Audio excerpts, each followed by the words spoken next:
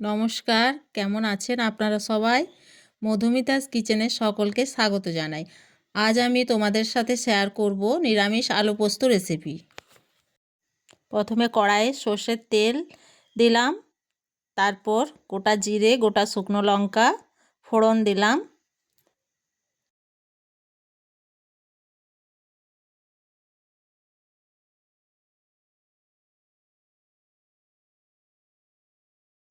তারপর আলু দিলাম, একটু নাড়াচাড়া করে ঢাকা দিয়ে দিলাম।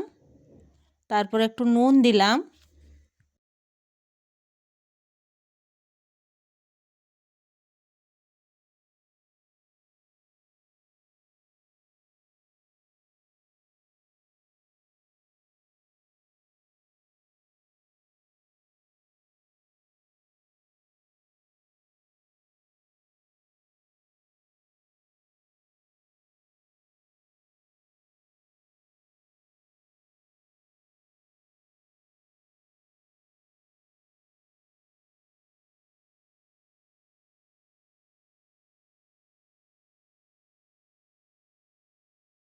টমেটো দিলাম, একটু জল দিলাম, তারপর পোস্তর পেস্ট দিয়ে দিলাম।